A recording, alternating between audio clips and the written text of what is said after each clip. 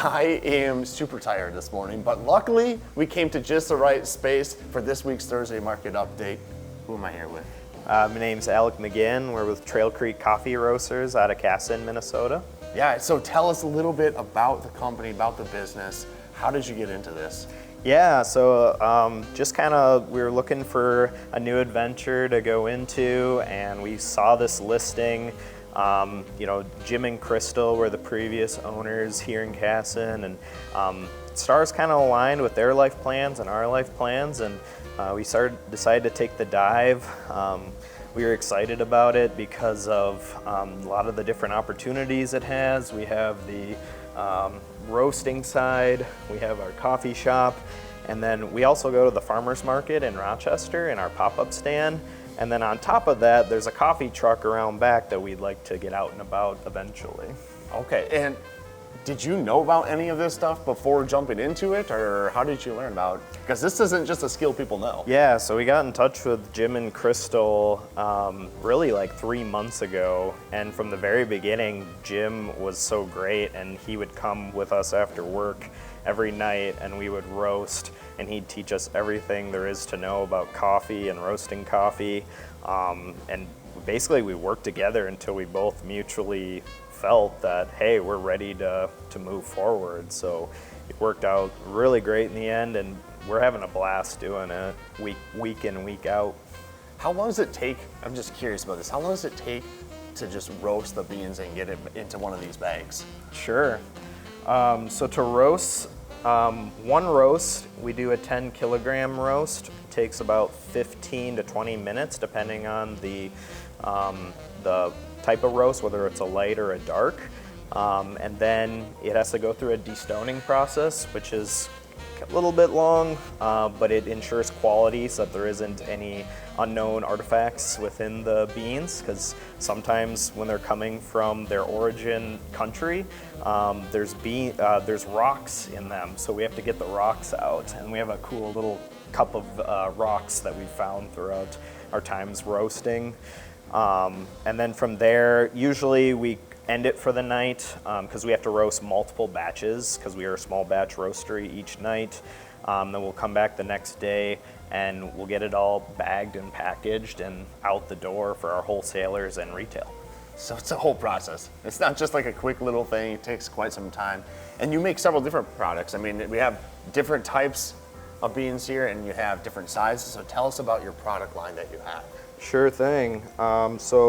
Yeah, we have a lot of different ones. Like we have our pea berry here, which is like a bold medium roast out of Tanzania.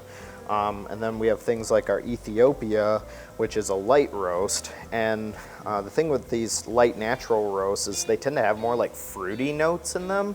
And it can go either way. People either love it or they hate it. So, but then you have something like your Guatemala, which is a medium of the road, probably what most people are more familiar with drinking for hot drip. And then those are our retail bags. We also have our 5-pound bags, which we go through a lot of for our wholesalers, specifically our Slingshot Espresso. People love the Slingshot Espresso because of its chocolate and praline notes that are in it.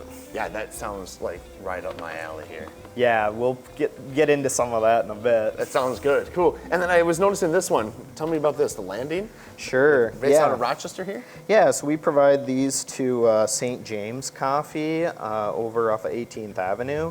And they basically a portion of the proceeds go to the Landing here in town, to support that group.